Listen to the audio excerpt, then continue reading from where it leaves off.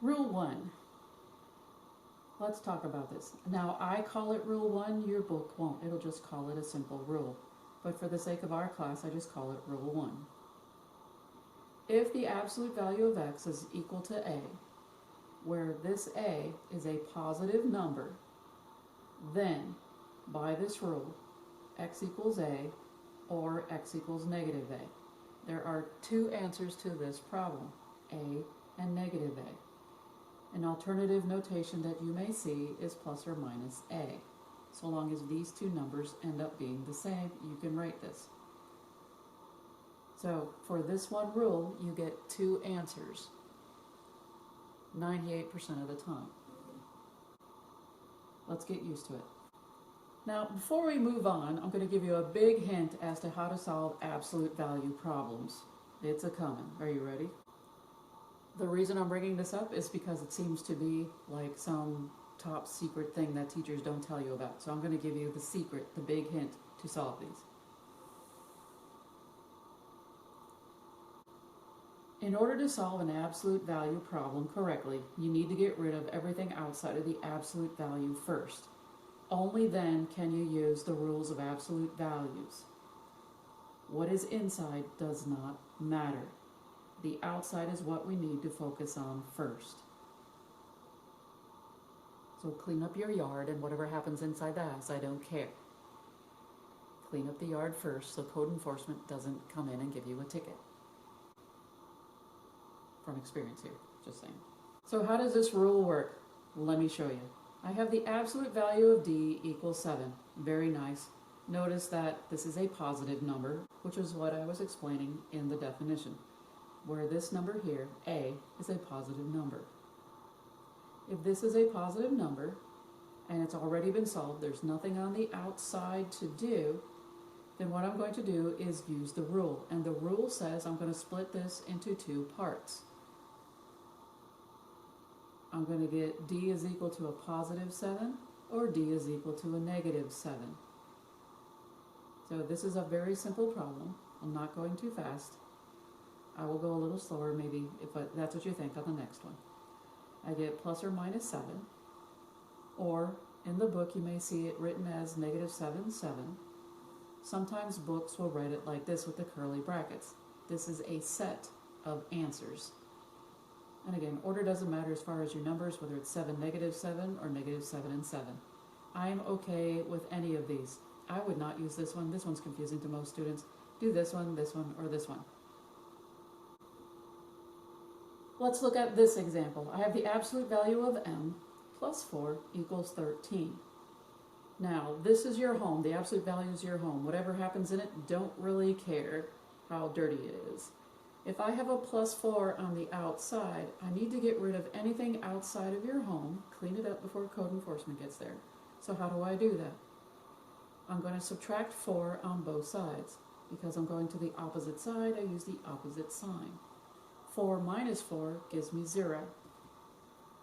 Therefore, I have the absolute value of m is equal to 9. By the rule, by definition, it says you split this up into two parts. M is equal to 9, which is the positive 9, if you want to put it there, and m is equal to the negative 9. That's the way to do it. That is, if you want to go that route, that's fine. If you want to write that as far as your answers, that's fine. But you can also see it in terms of this. Please don't use this notation, but just in case you're wondering, that's what the book does. Or you could also write it as plus or minus 9. Another way of writing it is just give me 9 and negative 9, or you can write it as negative 9 and 9. Write it like this, or like this, or like this. If you want to write it like this, like I showed you right here, that is also fine. That's what I would do. New example. I have the absolute value of 4c equals 30. One more time, the way it works is you don't care what's inside. Is there anything on the outside of the absolute values? This is a positive absolute value. On the outside, I'm not adding or subtracting anything, and I'm not multiplying by anything. So from here, we can go straight to the rule. Now, because there's more stuff going on in here, that means there's more stuff that's going to happen once we make the absolute values disappear by using the rule. we're going to split it into two parts. 4c is equal to the positive 30, and 4c is equal to the negative 30. Officially, it's still x is equal to a plus number and x is equal to a negative number. Now that you split it up into two parts, always two parts, from here you just solve for c like normal. So here's what we're going to do. Let's do the first one. How do I get c by itself? Well, I'm going to divide by 4. Dividing by 4 on both sides, I get c is equal to 30 over 4. But 30 can be broken down to 2 times 15, and 4 can be broken down in terms of 2 times 2. I'm going to reduce by getting rid of the 2's, and that leaves me with 15 over 2. Now, just because this is 15 over 2 does not mean that the other one is going to be the same answer. Let's find out. One more time. When we split our original problem, we had plus 30 and a negative 30. We still want to solve for c, so we're going to divide by 4. Dividing by 4 gets our c by itself. So right now we have negative 30 over 4. I split the 30 in terms of 2 times 15 and the 4 in terms of 2 times 2, canceling out a 2.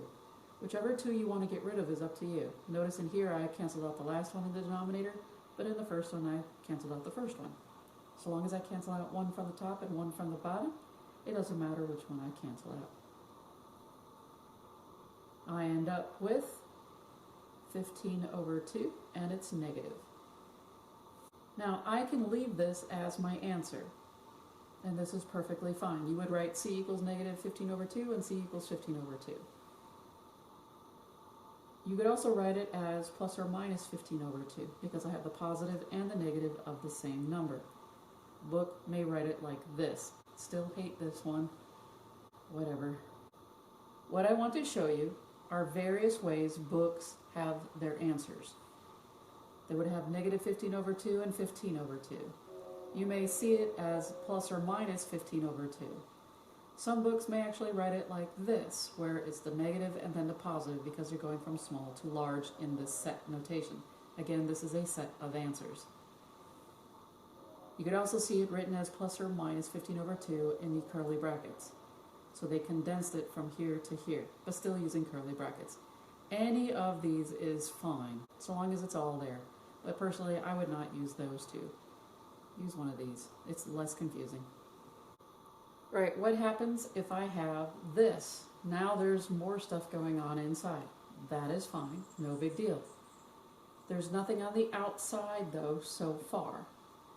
Since nothing is on the outside, then we can just go ahead and split it into two parts. A plus 4 equals the positive of the 11, and a plus 4 is equal to negative 11. Let's go ahead and do the positive 11 first.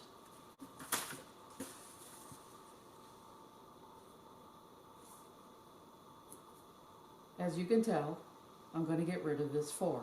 So if this is plus 4, then I'm going to subtract 4 on both sides. 4 minus 4 is 0. That means A is now equal to 11 minus 4 is 7. One answer down, one answer to go. What do you think? Is it the same number, different sign, or is it something else? Let's find out. Again, we had the positive 11, then we also had a negative 11. As you can tell, again, I'm going to subtract 4. By subtracting 4, these two go to 0, so I'm left with A is equal to negative 15. Now we have different numbers. You can leave this as your answer. That is perfectly fine. One more time, some of the other answers that you may. Some books may write it in the parentheses like such. Usually it's from small to large. I wouldn't use those, but you know, books do tend to do that. Concentrate on just the numbers. Don't do set notation. And again, you can just write 7 and negative 15 instead of writing. You can write it like this, or you can write it in terms of A equals 7, negative 15. This is the way I write it. Like I said, this is fine, and this is fine if you want to go to that extreme. All right, let's do a new one. Now there's more stuff inside. Great. Nothing on the outside yet. Let's go ahead then and go straight to split it. Since I split this because there's nothing on the outside, it's 5k minus 3 equals the positive of your answer, and the inside, 5k minus 3 equals the negative of your outside number. These signs in here do not change. What's inside stays here. It stays exactly the same. It's only your outside number that changes. Only the outside number. Outside number only. Okay, let's work on the left-hand side here. First thing I'm going to do, as you can guess, I want to get 5k by itself, so I'm going to add 3 to both sides. 12 plus 3 gives me 15. I now have 5k equals 15. What am I going to do? Well, if this is 5 times k, then the opposite is divide. I'm going to divide by 5 on both sides. 5 over 5 gives me 1, and k equals 3. One answer down, 1 to go. Let's look at our other answer. Again, it equaled a negative 12. We already did the plus 12 one. Which one you do first does not matter. Nobody cares as long as you get both answers. Correct ones, mind you. So 5k minus 3 equals the negative 12. In order to get my 5k by itself, I'm going to move this minus 3, which means I'm going to add 3 to both sides. 3 minus 3 is 0. I now have 5k equals negative 9. Again, opposite signs, you subtract. 12 minus 3 is 9. Keep the sign of the larger number. From here, I want to get k by itself. Since this is 5 times k, I'm going to divide by 5. And I get k equals negative 9 over 5. Even the hummingbird agrees. That's perfect. I have 2 answers. Awesome. You can leave your answer like this, or you may see some of your other answers in different books like so. You can write it like this. This is the way that I write it. I also write it like this, depends upon the mood. You can just give me the answers and call it good, or you can write it like this, understanding that your book may end up writing it as, well, the negative is smaller and the 3 is larger. Whichever one you want to use is fine. I don't really care, so long as they're good and correct. Alright, so I heard you like yelling at me through the screen, and you're asking me, well, what happens when you have a number outside? Well, I'm giving you 2 of them. This is 3 times the absolute value, and this minus 11 is also on the outside. So, code enforcement is coming, because I lived in San Bernardino, and guess what? They love to enforce a whole bunch of stuff. So, had to move everything outside into like the dump or into the garage, depending on how you look at it. So what do I have to do? First thing that I want to do, just like anything, if I want to get the absolute value by itself, the parentheses by itself, I need to add or subtract 11 first. We are still following P's MD. So what am I going to do?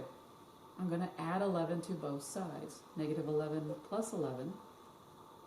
So I'm adding 11 to both sides. This becomes a 0. And I have 3 times the absolute value of 2d equals 27.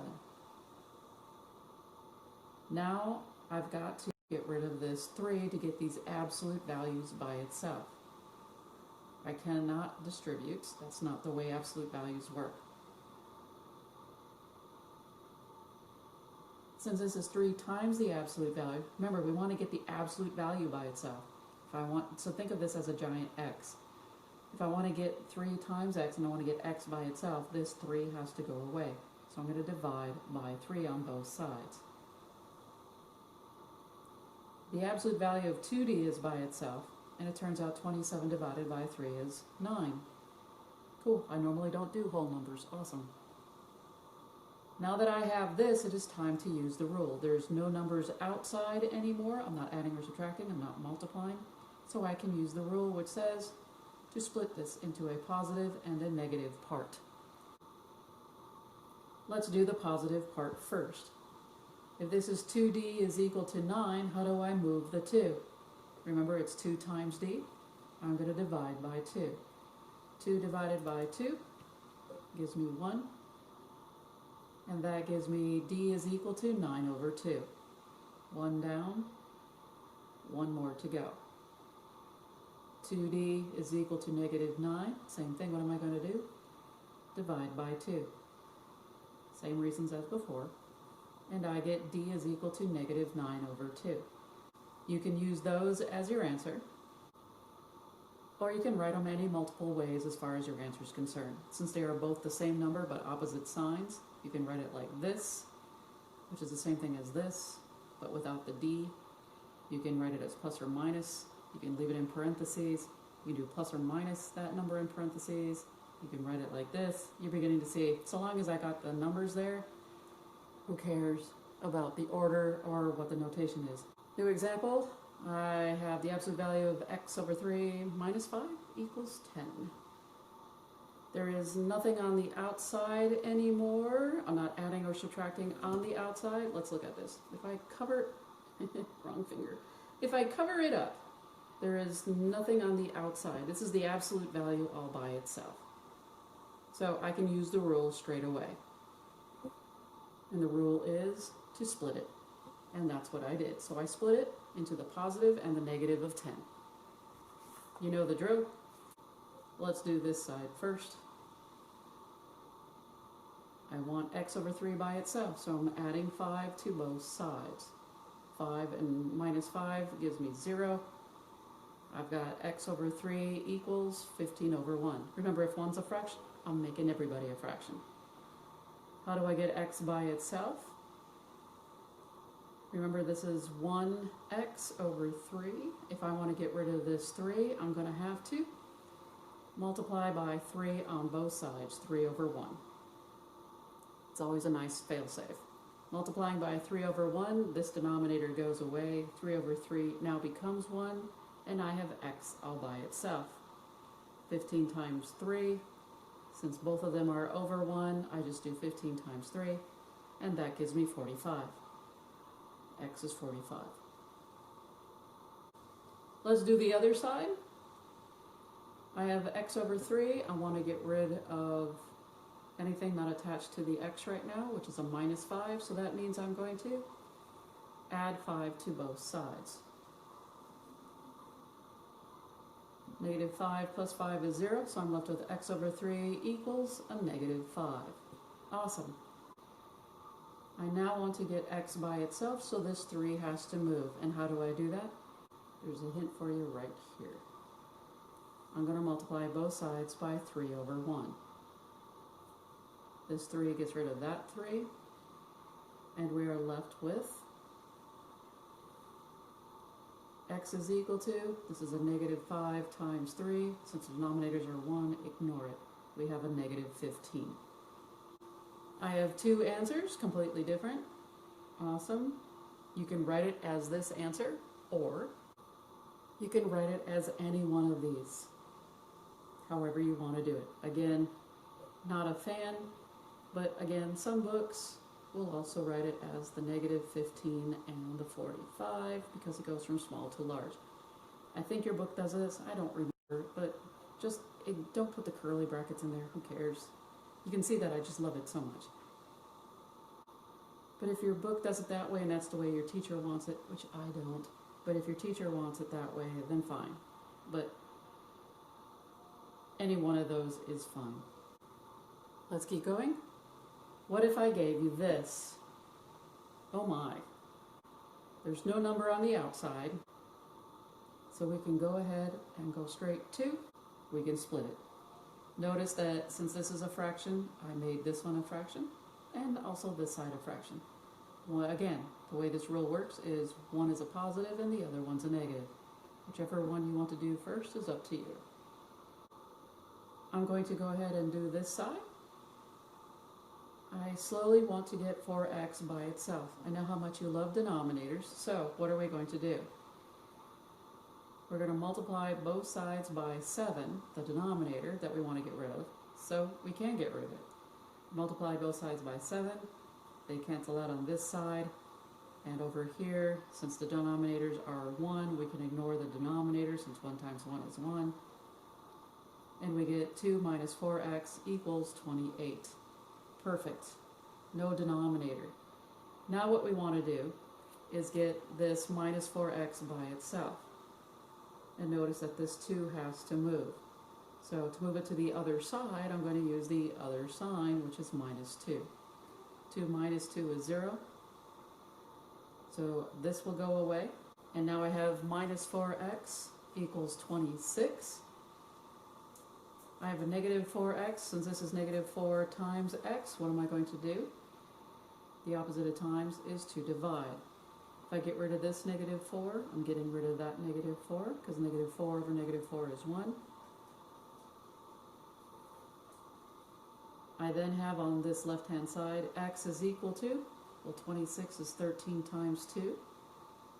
4 is 2 times 2. I just put the negative out in front, so it stops me from being nervous about where does the negative go. 2 over 2 becomes 1. And the final answer is negative 13 over 2. One answer down. Now we still have to do the other one. So doing this other side now, here's what's going to happen. Almost the exact same thing. It just so happens the only difference is that this is a negative 4. So if you did this side right, you could almost follow the same pattern, except watch your signs when adding or subtracting. So to get rid of this 7, I'm going to multiply both sides by 7. Multiply both sides by 7. Lovely. 7 over 7 becomes 1. No longer have a denominator on the left-hand side. Negative 4 times 7 gives me a negative 28. 1 times 1 is 1. Denominator goes away. To get negative 4x by itself, if I cover it up, this 2 must go. And so what am I going to do?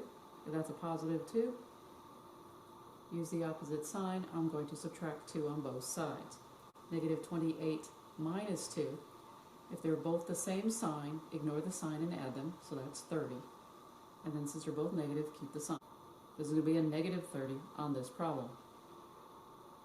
What I then am going to do is, since this is negative 4 times x, I'm not going to add 4. It's not about the sign, it's about what's it doing to the x. So I'm going to be dividing by negative 4 on both sides. Negative 4 over negative 4 is 1.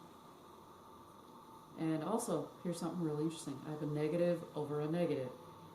And as we know, 2 minus signs make a plus sign. A plus sign, one more time, can be split up into 2 minus signs, looking like that.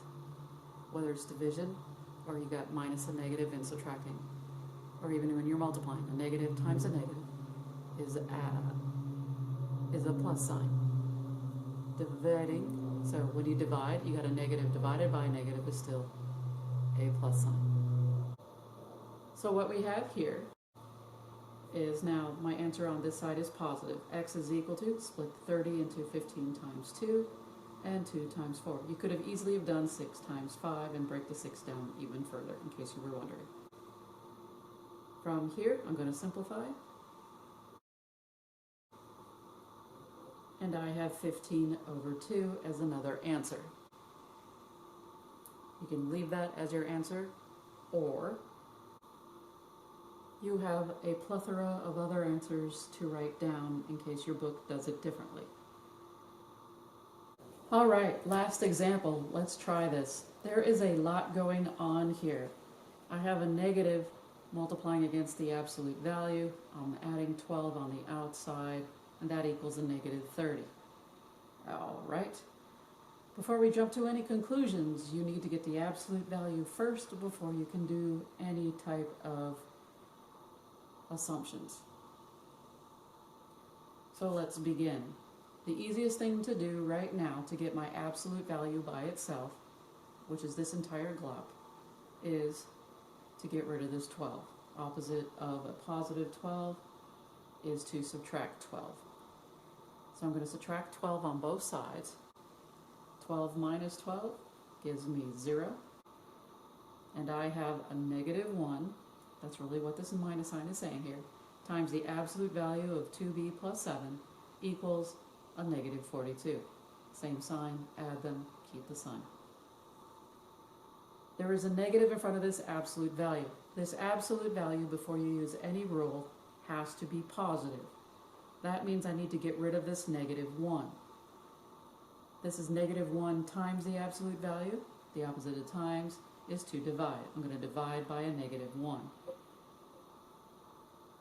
Doing so gives me the absolute value of 2b plus 7 is equal to, well, negative divided by a negative, give me a positive 42. What do I do from here? Yes, you split it. You split your answer. 2b plus 7 is equal to the positive. 2b plus 7 is equal to the negative of that outside number.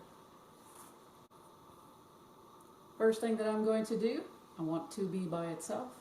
That means the 7 must move. That's a plus 7. I'm going to subtract 7. 7 minus 7 is 0. That gives me 2b is equal to 35. From here, I need to get rid of this 2, understanding it's 2 times. If it's 2 times b, I'm going to be dividing by 2.